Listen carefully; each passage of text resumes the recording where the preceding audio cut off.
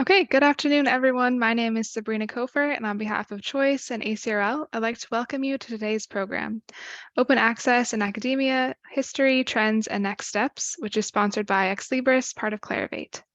This session is one in a series of sponsored webinars from Choice and ACRL that addresses new ideas and developments of interest to the academic library community. Before we get started, I'd like to point out just a few features of the webinar software.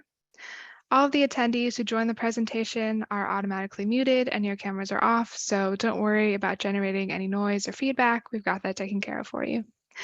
In the main area of the screen, you can follow along with the presentation materials. We are using the Q&A feature today.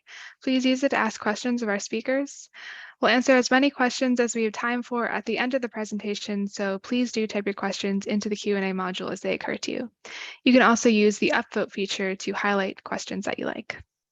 Also, there is closed captioning available for today's session. To toggle the automated captions on or off, please use the CC button on the bottom right corner of your screen. Last, please note that we are recording today's session, and everyone who registered should receive a follow-up email with a link to the archive version. And with that, we are ready to get started, so I will hand it over to Sarah. Excellent. Thank you, Sabrina. Thank you all for joining us today for our webinar. We're so excited to be here. We have an esteemed panel to discuss issues around open access. As we get started, we are going to put up 2 poll questions just to get a better idea of who everyone is that's joining us on the call today. A quick question about whether or not you are directly supporting open access in your current role, and then how high of a priority open access is at your institution. When we dive in, the agenda for today is just a brief overview of open access, and then we'll move into our panel discussion, which should take about 35 minutes, and then we'll have an open audience Q&A. So as Sabrina mentioned, if you have questions as we're moving through the conversation with our panelists, please feel free to put those in the Q&A. You can upvote those. We'll keep an eye on them throughout the presentation and then come back to them at the end. We are excited. We hope we get a lot of questions from all of you. We have a great audience joining us, and I know this is a very hot topic at the moment. All right, and it looks like that poll is still up, so let me just go ahead and move it on my screen here. All right, perfect. Great, so hopefully you're seeing the poll results on your screen. It looks like we have a pretty good spread of audience with just under half of the people joining us actively supporting open access in their role, and then another 43% supporting it even if it's not directly a part of their role, and kind of a split here with the majority in the middle where an institution is supporting OA but it's not a top priority. So that's very interesting to see. So hopefully we'll have a chance to engage a bit more with that, but great to know where everybody's at with open access in their role and at their institutions right now. Diving in, like I said, we're going to begin with just a brief introduction to open access on our end, and we would be remiss not to start by just simply acknowledging that it is International Open Access Week. And so this was started in 2008 by SPARC, the Scholarly Publishing and Academic Resources Coalition. As it says on the slide there, Open Access Week is an opportunity for the academic and research community to continue to learn about the potential benefits of open access, to share what they've learned with their colleagues, and to help inspire wider participation in helping make open access a new norm in scholarship and research. So we are very excited to be sponsoring this webinar today, talking about open access here with ACRL and Choice. Looking at the next slide, I want to start just by talking about a brief history of open access. This is, of course, an extensive history, and for the purposes of today, we will not be going over it in detail. If you haven't yet, I do encourage you to look at the open access timeline that was initially began by Peter Suber. It's a great website and now wiki where you can actually follow kind of the history of open access. But a few key events that I wanted to highlight. When we talk open access, there is a long history, but going back to 2002, 2003, this is where we really see PLOS Biology being published, followed soon after by PLOS Medicine. And I don't know if you're aware, but by 2011, PLOS One had become the largest peer-reviewed journal in the world, so a lot of support for open access publishing. In 2005, NIH published their open access policy, or it came into effect. So while we'll be talking about the most recent development from OSTP, the mandate for open access for federally funded research is not new. In 2013, the Australian Research Council published their open access access policy, so seeing open access globally. And 2014, the World Health Organization mandated that all papers authored by their researchers would also be made open. And then in 2018, we get to Plan S, which is probably in the last decade one of the largest open access developments to occur. So a group of largely European funders had announced Plan S, and that's an open access initiative that stipulated that research funded through the supporting organizations would have to be published in an open access journal or platform or be immediately available through an open access repository without an embargo, among other stipulations as well. That was supported by a number of private funders, including the Wellcome Trust, the Howard Hughes Medical Institute, and the Bill and Melinda Gates Foundation. And in fact, in 2016, the Wellcome Trust launched an open access platform. Now, as we get to more recent developments, of course, the biggest and what has gotten a lot of press in the last few weeks was the announcement in August by the White House Office of Science and Technology Policy that all agencies are to update their public access policies as soon as possible to make publications and research funded by taxpayers publicly accessible without any embargo or cost. The expectation is that all of the agencies will implement their new policies by the end of 2025. That new mandate raises some really key issues for the publishing enterprise. To what extent will journals shift their business models as a result of that? And what approach will they take to support and adhere to those open access mandates? And just to put into context the magnitude of the impact of that OSTP policy, a review of articles published in the journal Science between 2015 and 2022 found that only 20% of the authors published in that journal were subject to Plan S policies, but 44% of authors over that same time period were funded by US agencies and would now be subject to the new OSTP mandate. So that OSTP mandate has the potential to have fairly far-reaching effects for a significant amount of research to now be required to be open. So there are two models of open access that we talk about most often. We, of course, have green open access, which is where the author archives a version of a manuscript in an open access repository. That might be subject to an embargo period or something of the kind.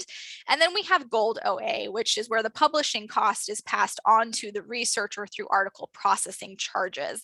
Now that approach tends to work well for senior scientists who are well-funded, who are tenured, often overwhelmingly white and male.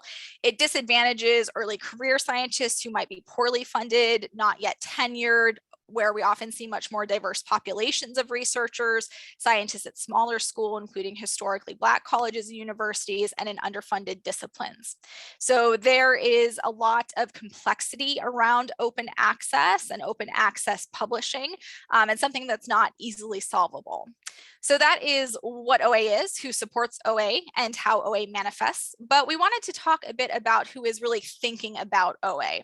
And to do that, I want to review some results from two recent surveys. In fact, this first one is so recent, it hasn't even come out yet. This is going to be the 2022 Alterline report. It's going to be released on the 27th, October 27th, so in just a couple of days through RP News. So you're getting a little bit of a preview of it here. There's a lot of great information in the Alterline report. I'm going to be speaking about 3 items out of many, including additional information related to attitudes towards open access. So I really encourage everyone to check this out when it comes out on the 27th. But when we're looking at the Alterline report, this is a report that's commissioned by Ex Libris, but it is produced by Alterline, who is an independent research agency, to assess the experience of researchers and senior members of university research offices in conducting and supporting research at their institutions. So the stats that I'm talking about today, this paper includes findings from 2 surveys of researchers and senior research officers in the UK, the US, and Australia. And it follows 2 similar research studies conducted in 2020 and 2021. So you see comparisons or trends across those last 3 years. What you're looking at here on this slide is a question that was looking at areas of collaboration between the library and the research office. And what you see is that open access compliance remains the top area for collaboration between the two in terms of where respondents were agreeing. So 69% in 2021 and 67% in 2022 agreed that open access compliance is that top area of collaboration. Now, on the next slide, what you're seeing is that since 2021, researchers are increasingly expecting libraries to provide support for compliance with open access and other regulations. I'm sure not a surprise for any librarians who are joining us today. This has almost doubled in the last 3 years, increasing from 25% to 50% of researchers agreeing that the libraries should provide support for open access and other regulations in the last 3 years. Now, the next survey that we're looking at here is the Ithaka S+R survey of faculty. This was data collected in 2021 and the report was published in 2022. This survey has tracked the changing research, teaching, and publication practices of faculty members within higher education triennially since early digital transformations at the turn of the century. The population for this survey is faculty members at four-year colleges and universities that offer a bachelor's degree or higher. For this specific survey, they had almost over 7,600 completed surveys.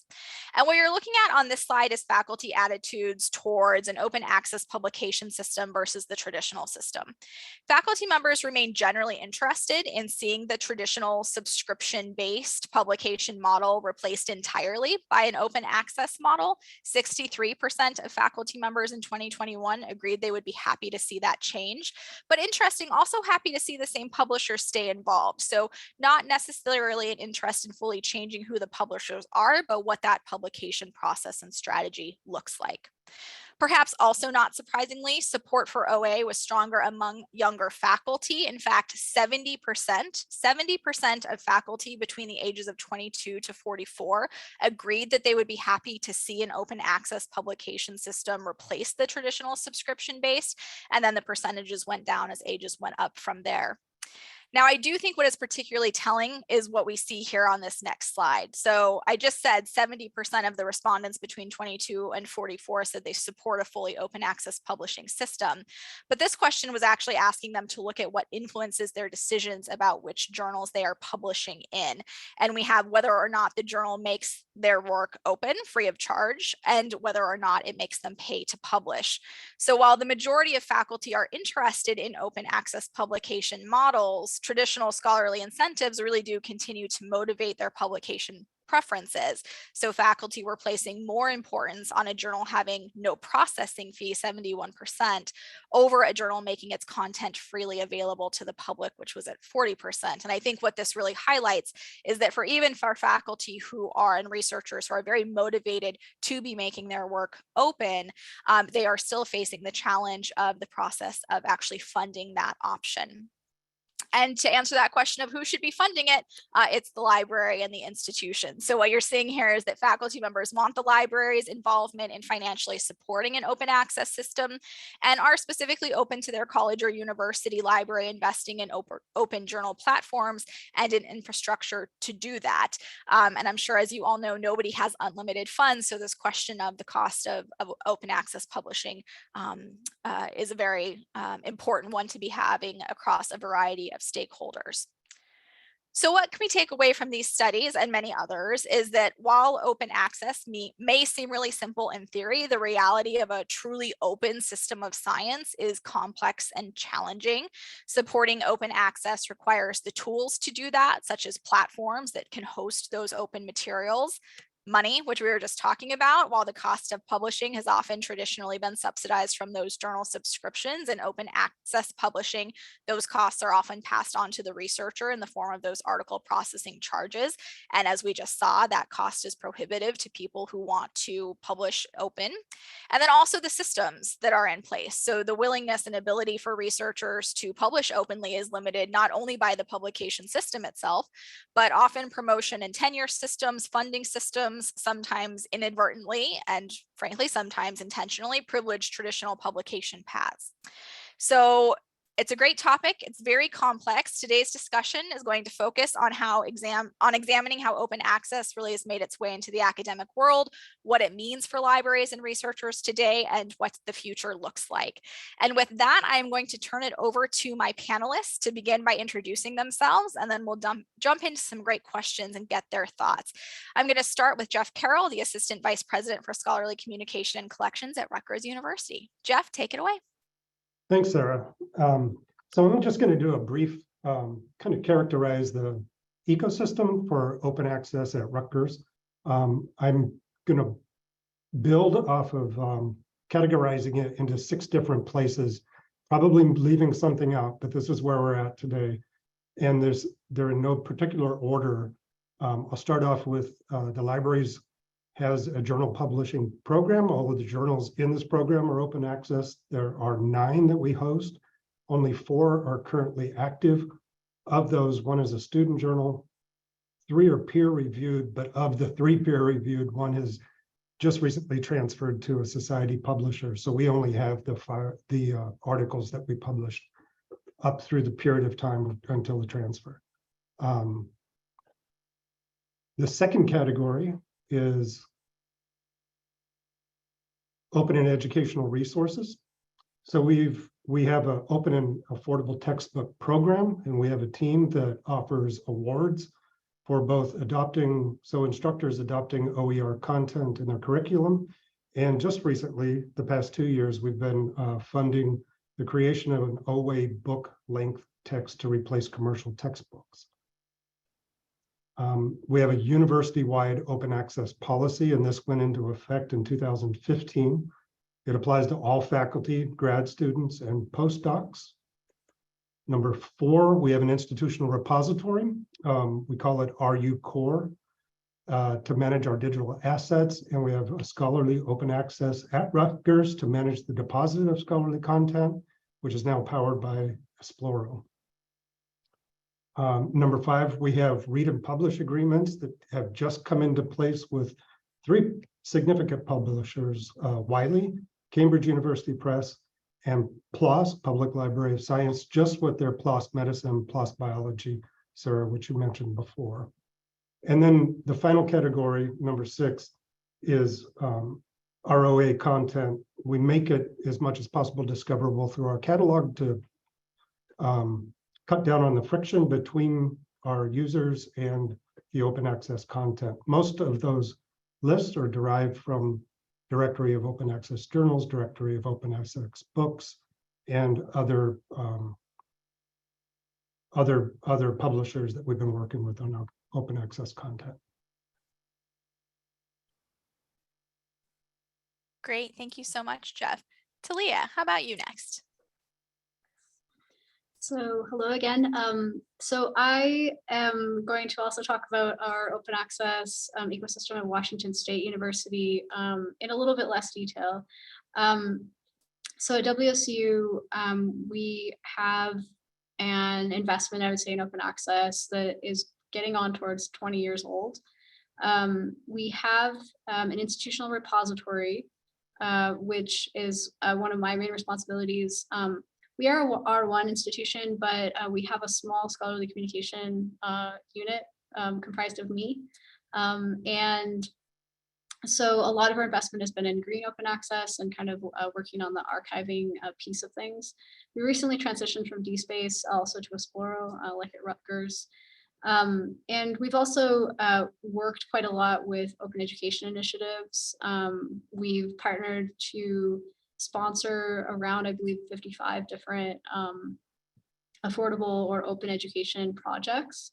And then in our collections area, we also have a small number of read and publish agreements or agreements that to provide subsidies for APCs.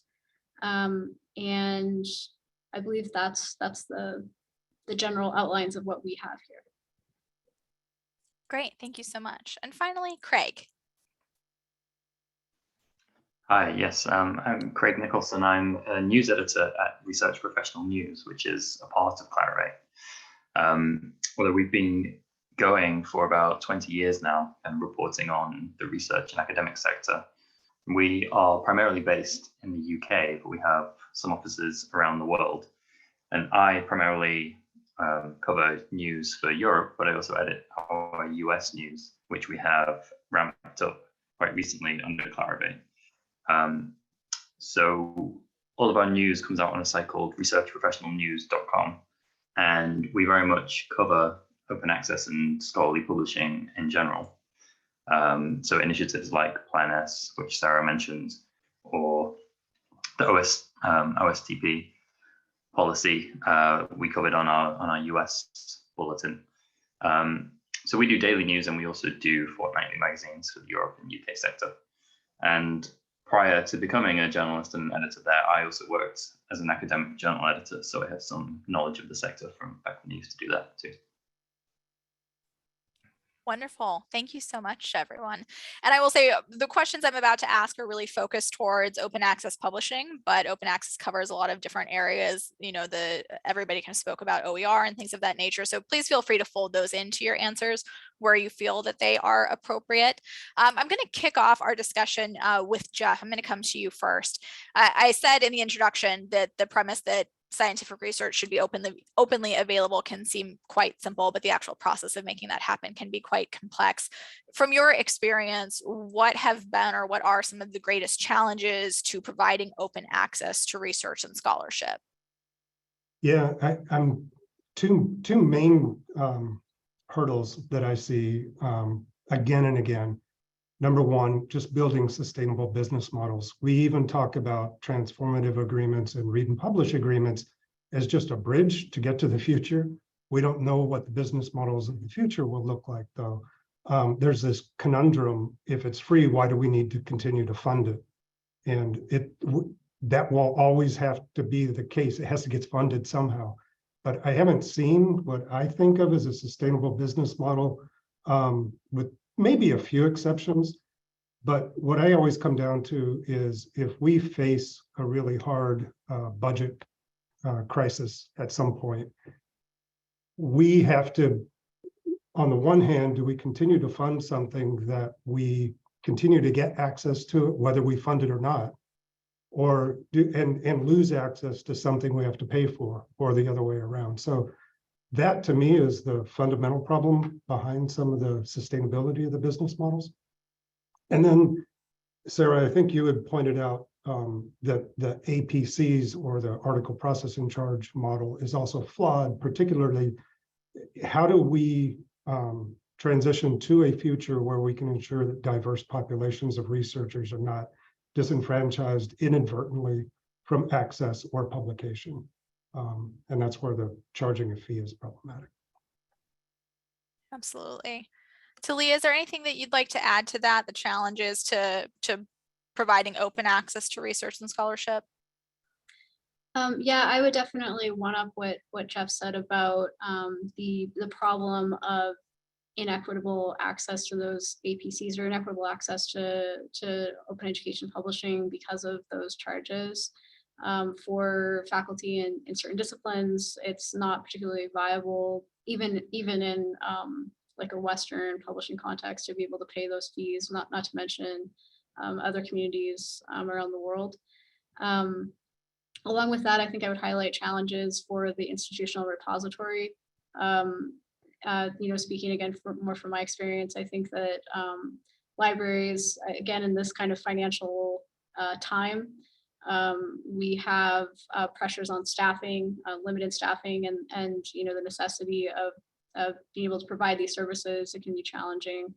In addition, I think that libraries often there are challenges with marketing services and making sure that faculty are able to access those services at the point of need.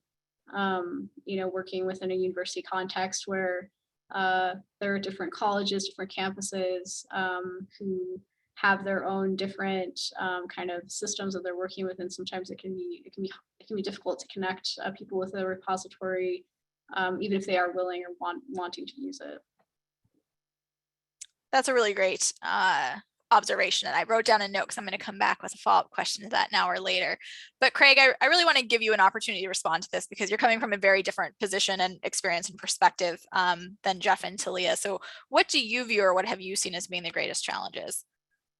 Thank you. Yes. I mean, I absolutely would agree with everything they've said, but I think in order to broaden the discussion out, I think the research culture, I would say, is the other major thing that has to change. So, as you showed in some of the surveys, some researchers are very keen to publish with open access and are particularly see it, I guess, as like a public good, or they may be particularly motivated to make their work openly available. But I think what you also see among an almost equal number of researchers, if not more, is the ongoing emphasis on where you publish matters most. So publishing in these prestige journals, because a lot of the time, you know that if you can achieve that, that's going to be advantageous for you when it comes to winning extra funding and going for promotions. And if those journals happen not to be open access, I think as we saw from the survey data that you put up, the overriding factor is getting in those journals. It's not, for many researchers, it's not making work openly available. And the rationale for that is that they're right, that does help the career progression. So I think, the sector also needs to look at researchers' own motivations, but also the reasons behind those motivations. I couldn't agree more. And I think that the issue of the research culture is something that I don't see spoken about as much when we talk about some of the challenges and the roadblocks to supporting open access. Talea, I do want to come back to you because you kind of made that acknowledgement of the marketing and trying to communicate out to the researcher audience, even within your institution, about what is available to them. And as we saw in the survey, researchers are very quick to say they would like the library to be the source of support for open access, which means they may not know what is already there. And even if they do, their expectations are increasing for the support that the library can provide. So my question to you is, how have you seen researchers' attitudes both toward open access, but I'm actually going to expand that out to be towards the open access services that are provided to them at your institution evolve over the course of your career? Yeah, I would say so. I kind of want to put in the caveat that I haven't had a super long amount of experience with this. So, I think that from my perspective, on the one hand, I don't know that I've seen maybe huge shifts in perspective across the board. It's more like certain disciplines might have shifting perspectives, or certain faculty with it at a certain point in their career. So it feels a little bit uneven to me to kind of generalize.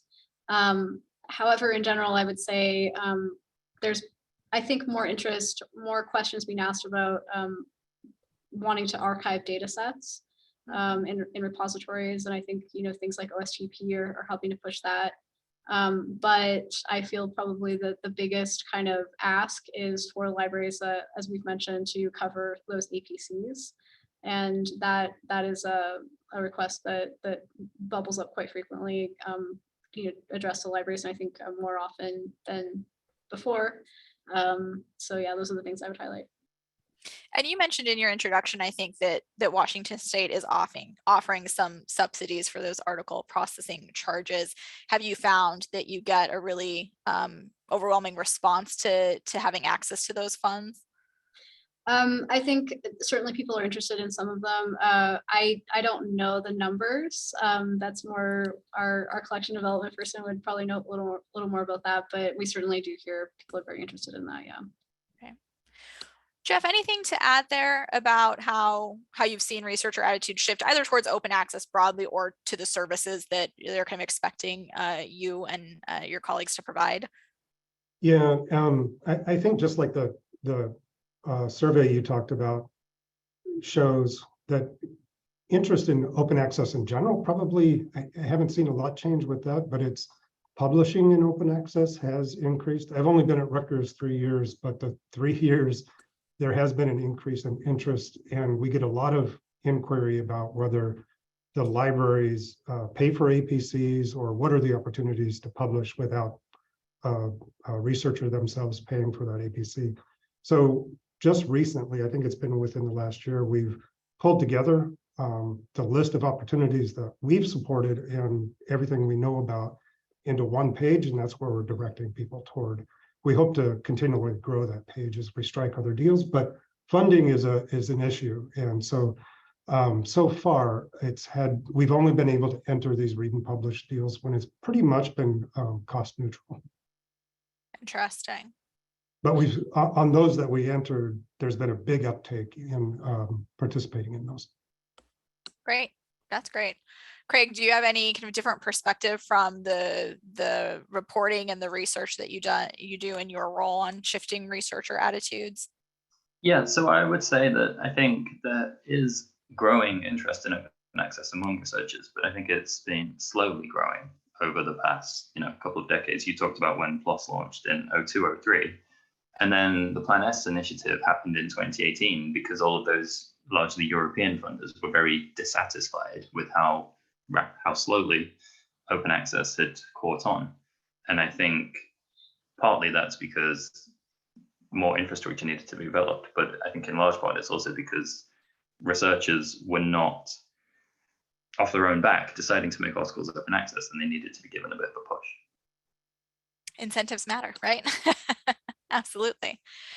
So my next question, I was reading an article on the OSTP mandate, and there was an interesting interview with Sudip Parikh, who's the CEO of the American Association for the Advancement of Science, or AAAS.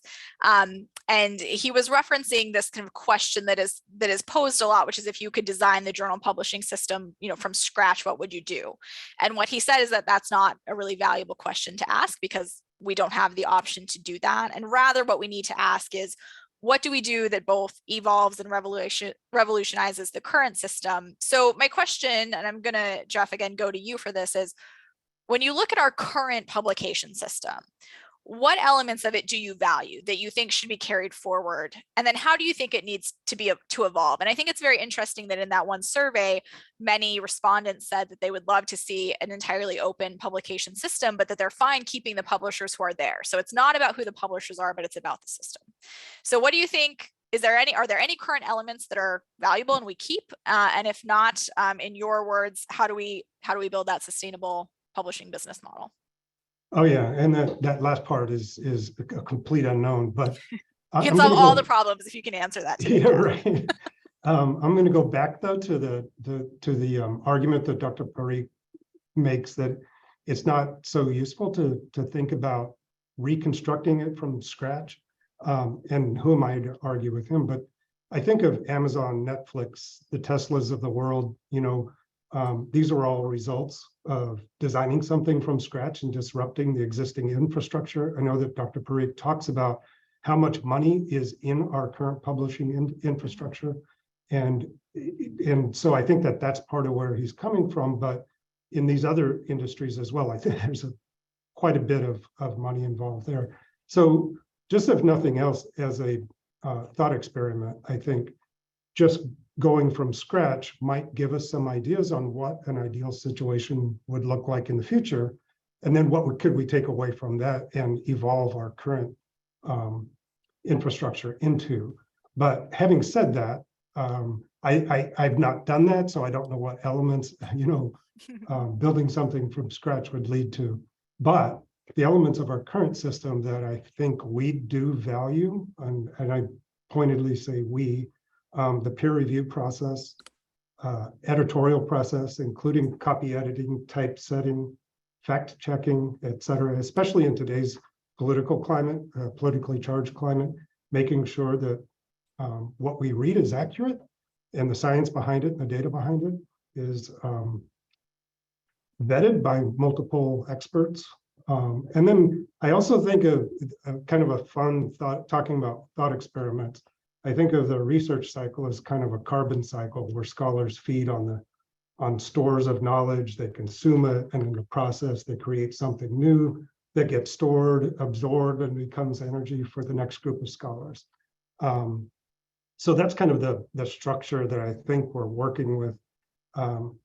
Unfortunately, I don't have the solution for what the future will look like, and we're in this transition mode. So just to go back to doing a thought experiment or break it down and build it from scratch might actually help us get there. I'm not sure. Put it on for team building. Start of the next semester. Craig, I want to actually move over to you because I think not only because of the role you're in, but also because you are located outside of the US. I want to ask, so we've talked a lot about the publication system and how that impacts open access, but we know that open access is impacted by a multitude of people and systems within the research space, not just the publishers themselves, but the funders, the researchers, the universities and institutions. So kind of broadening that question out in the next 5 years, how do you anticipate that the open access needs and requirements are going to change, kind of thinking about those other stakeholders in this ecosystem? Well, I think needs are going to change in that much more capacity for publishing with open access is going to be needed because all of these funders are now requiring it. The US is joining a movement that Europe has been kind of pushing for the past few years. So and then as a result of Panelist, we have seen quite a few journals opening up, which obviously is increasing the capacity for open access, but then that changes where the funding needs to be directed. And I think one very interesting thing that's happening in Europe at the moment, which kind of goes back to the quote from Sudip Parikh about what would you ideally see? Well, the European Union has its own publishing platform, which not many of our viewers may know about. It's called Open Research Europe. And anyone who's funded by the EU research program, which is a 95 billion euro program, can publish on this platform for free. It's an open access platform. It operates like a journal.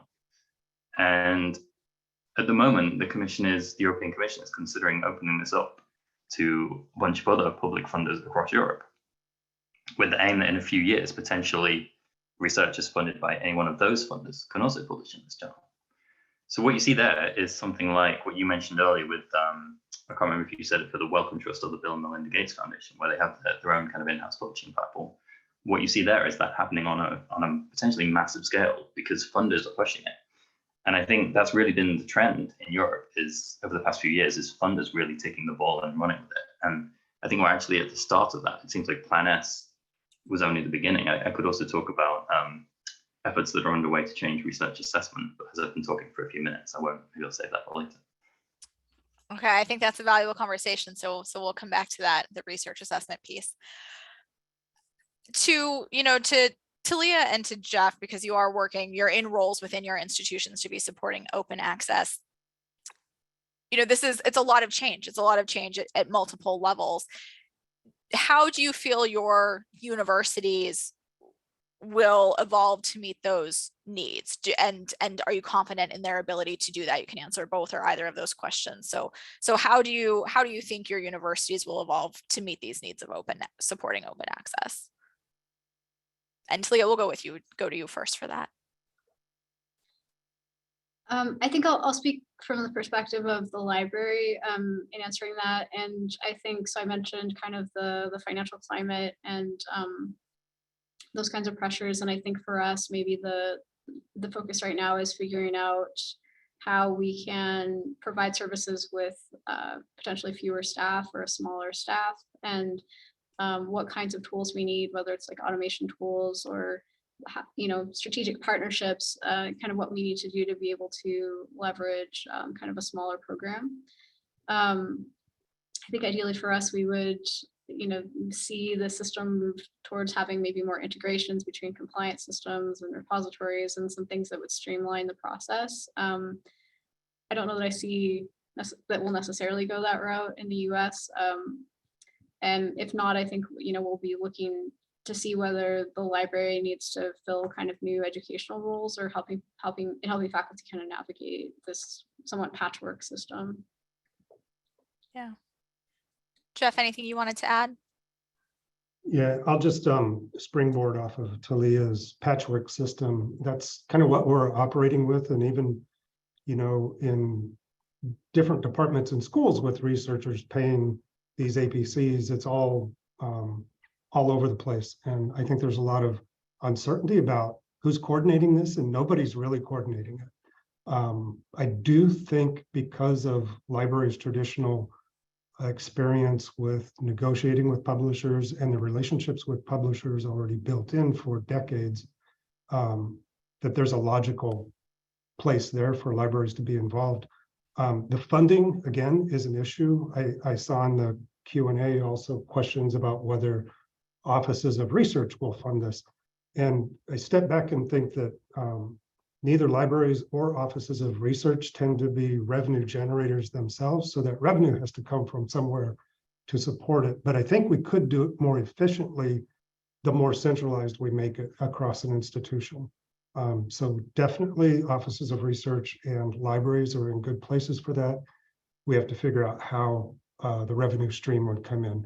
I think with that central negotiation part, we could actually be reducing what it costs our institution to publish open access than for each department or school to be going it on their own, or worst case scenario, each researcher going it on their own.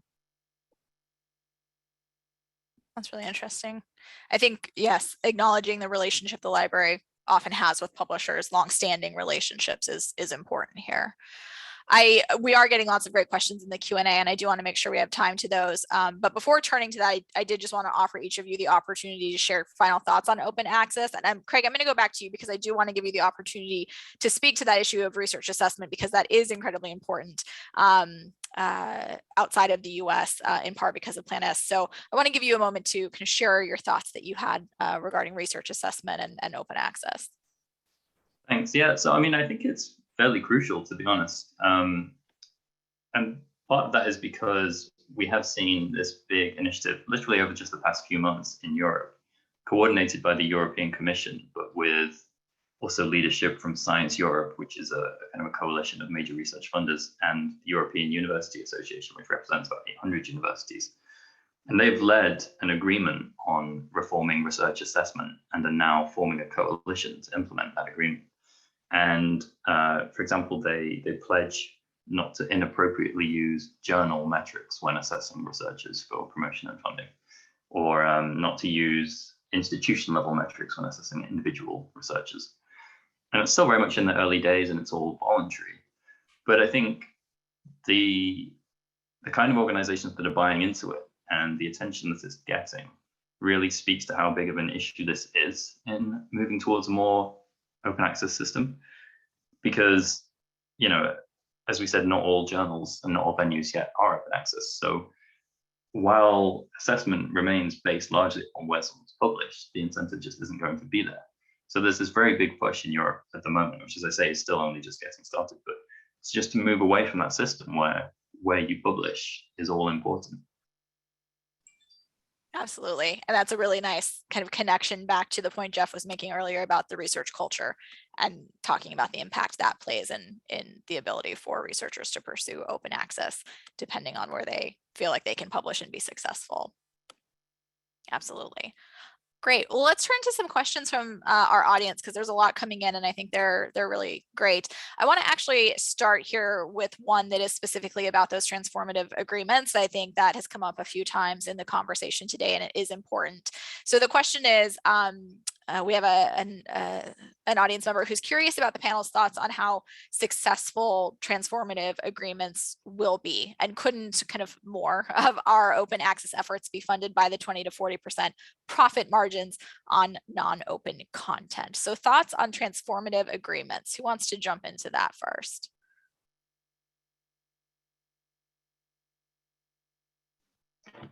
I can do. So just from the experience of a reporter, where we've written stories on this, when we speak to experts in the field, what you get back is very divided views. Some people think that transformative agreements play a very important role. Some people think that they're not even really part of the solution. They're just a hindrance and we should skip right past them to full open access somehow.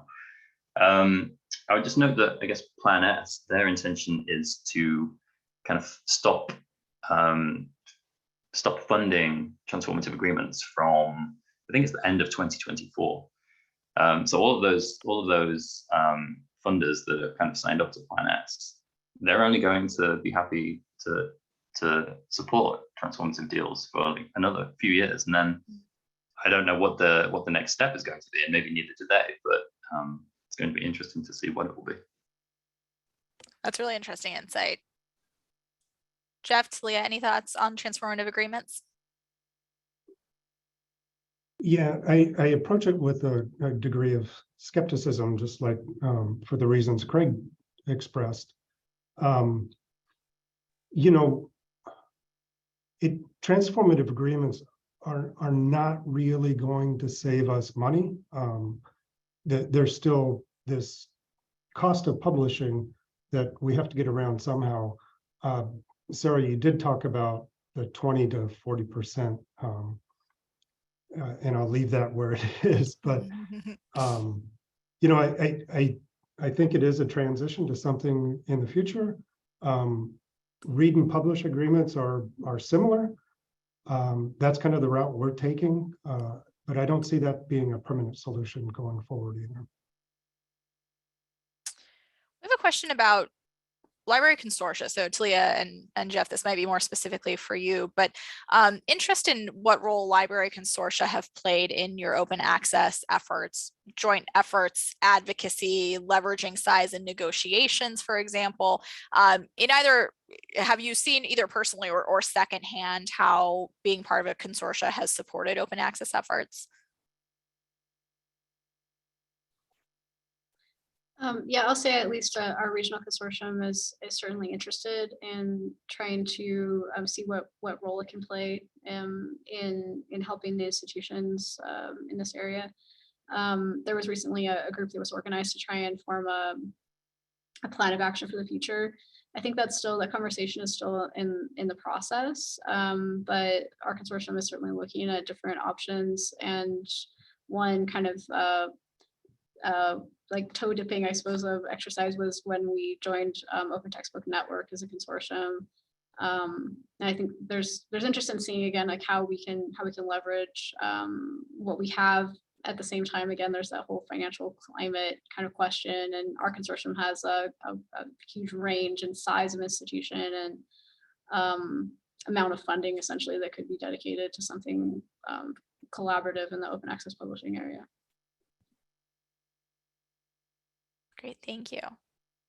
And Sarah, I'll add that the 3 read and publish agreements that I mentioned were all negotiated through the one consortium that we belong to, the BTAA, the Big Ten Academic Alliance. I know that the consortium NEURL has been grappling with this question about how to promote open access and what it would mean. And I'm sure others are out there as well. We definitely are leveraging all of our partnerships to increase the access to both publishing and content that we can. Great. Kind of related to that, somebody's asked a bit more of a maybe a product oriented answer to this or a service oriented answer. But the question is how. So we're seeing that the researchers have expectations for the library to help with open access compliance. And I think you've already answered this a little bit, but how exactly do you think libraries are expected to help with OA compliance? Like, what do you think people are really expecting from you? You know, the compliance part is a little bit, I mean, compliance is also with the funders, with the departments in the schools.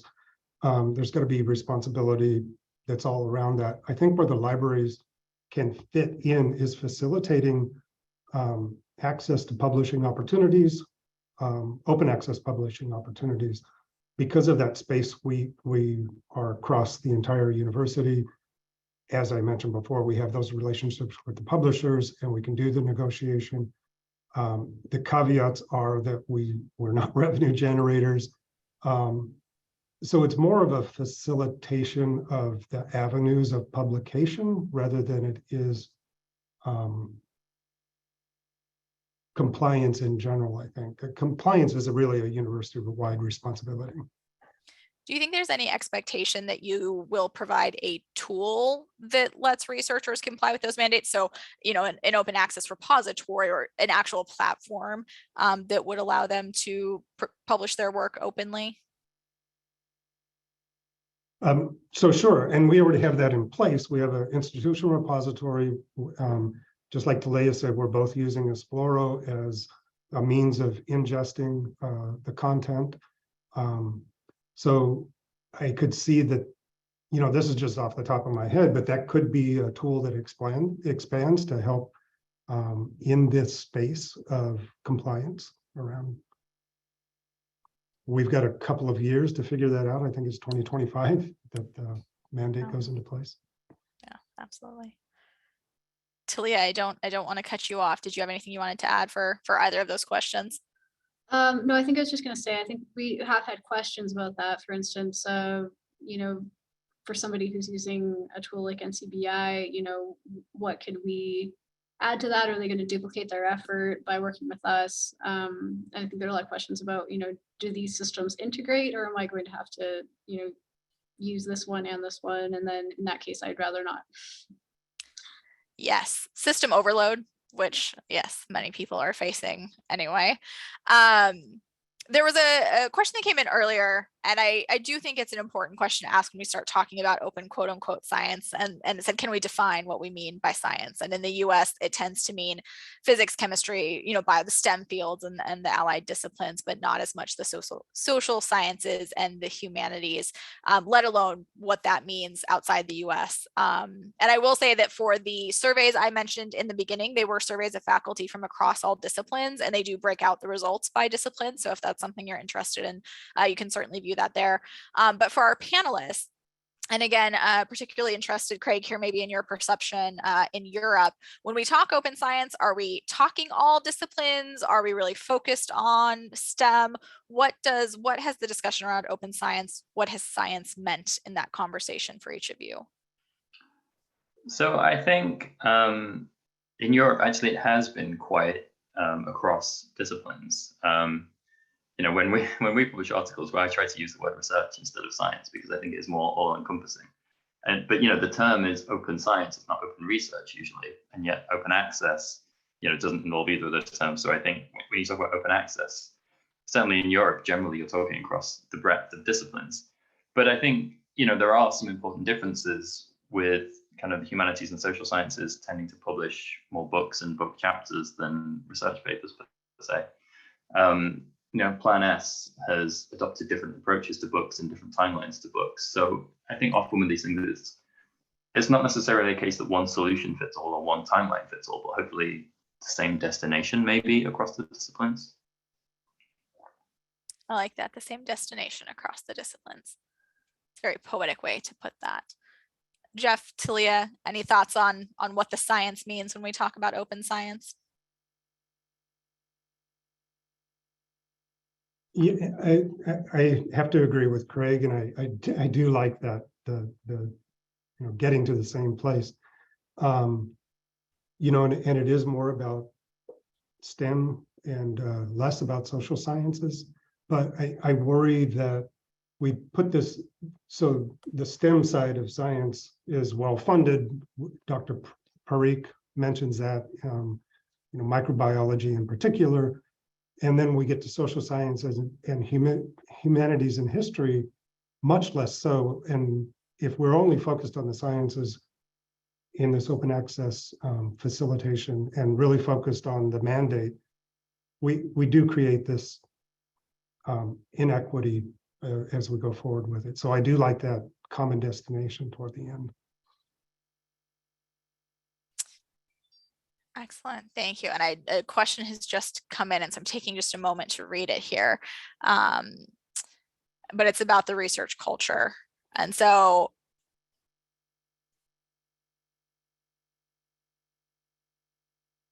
yeah, this is kind of just a nice observation, so I'll share it with you. The response is about needing a change in the research culture. Haven't mentioned the larger context, i.e. needing change in research evaluation culture, aka tenure promotion criteria and professional accreditation criteria. I think Craig did speak to this just a little bit with Plan S, but seems like true evaluation of excellence in research for publication would not have to rely on acceptance by just a small number of more putatively prestigious publishers and publications. So then we're back to business models. How can we get away from quote unquote big publishing? And that is $1 million question. I don't think there is an answer to that, but if anybody has thoughts that they would like to share in response to that comment, I think it is a powerful one. I would like to. I would encourage viewers to just search for the Coalition for Advancing Research Assessment if they want to find more about the initiative that I was talking about earlier with European funds and institutions trying to change this. But I also think it's interesting to dig into the question of whether or not we want to move away from the big publishers. The data that you posted up earlier showed that researchers themselves tend not to be so bothered about that. The people who do care point to the profit margins, and I have no view on whether those margins are reasonable or not, but I think funders may do. One of the things we've seen with Plan S is not just that they want their research results to be openly available to everybody, it's that they want the pricing around those services to be transparent so that the people that are paying the money at one remove from the taxpayer are able to see what they're paying for and what they're getting for their money, and so that they can compare across services. And Plan S is offering tools to compare this, but they're still in a fairly early stage. And It also depends somewhat on publishers' willingness to provide the data for that. And they're seeing very interesting differences in which publishers are happy to talk about the different costs of their various elements of the publishing model, and which publishers are not at all happy about that. And I thought that was very interesting. I think Jeff, I think it was you who mentioned you were talking about kind of some of those elements of the publishing process. So the peer review, which was a whole nother conversation to be had about whether peer reviewers are getting paid or not, but the editorial process, but even things like fact checking, and that sometimes there are processes within the publishing process that we fail to consider are in fact costly, and why some of that charge is there. So that is very interesting that they may be pushed to kind of reveal, Craig, as you're saying, exactly what those costs are funding. Jeff, Talea, just to that question that came in, anything else you wanted to add there?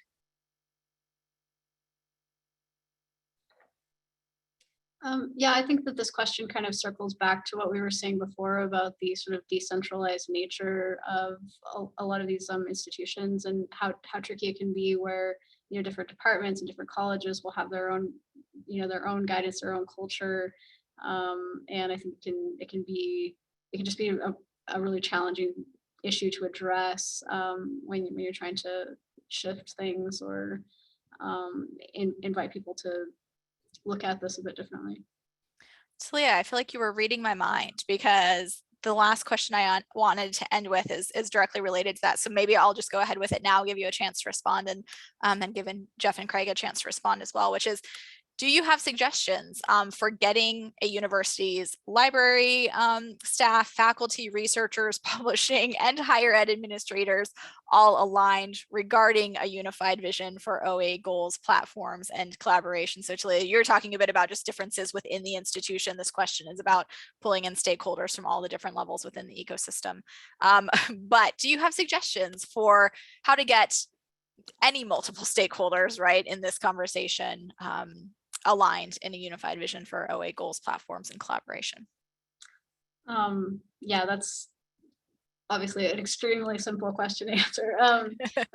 I think I would just say this is a fairly high level observation, I guess, but like I think that it's probably important for all these different entities to kind of figure out what they mean when they talk about things like open access, and they talk about what their goals are.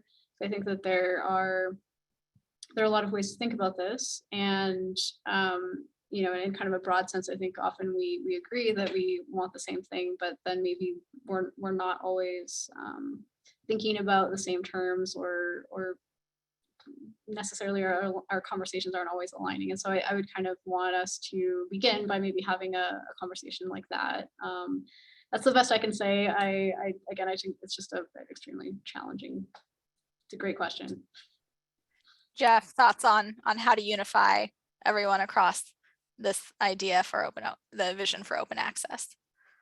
Yeah, and again, like Talea says, very, very simple answer to that, right? Really, it's keeping this conversation going across not only the institution, but at the highest levels of the institution, across our consortial partners. When provosts have the opportunity to meet, what are the issues that they're facing, you know, at their peer institutions, and where do we want to go with this? Where does the institution itself want to go? We're at the end of the day, we're talking about results of research that come from academia. And so where do we want to drive that in the future? And I think that's where the conversation really kind of needs to go. Wonderful. And we have just about a minute left. Craig, if you have any thoughts here. I feel like maybe this is something that's been achieved a bit more in Europe than it's been achieved in the US. I think US institutions have a moment of great urgency at the moment with I think, you know, the OSTP guidance. As I understand it, all those individual federal agencies are now considering how to go about meeting that guidance. So I think, you know, institutions may have months or years, but not too much time to influence how that process happens. So I think probably you need to understand that the time is now. If you want to help shape how that goes, you're not going to have very long to do it. Absolutely. Absolutely. Well, thank you, everyone. Thank you to all of our panelists for your time today. Thank you to everyone who has joined us now or who's going to be watching this as a recording. We really appreciate you joining. This is not a simple topic. It's a complex conversation to be having. And I appreciate Jeff, Talea, Craig, all of you willing to wade into that conversation very publicly with us today. So thank you again all for your time. And we look forward to seeing how this conversation evolves. Yeah, thank you so much to our speakers for presenting. I'd just like to remind our viewers that we did record today's program, so be on the lookout for a follow-up email from Choice and ACRL with a link to the recording. Also, if you have a few minutes after the presentation to fill out a brief survey, we'd really appreciate it. There's one from Choice and also one from Ex Libris in the chat.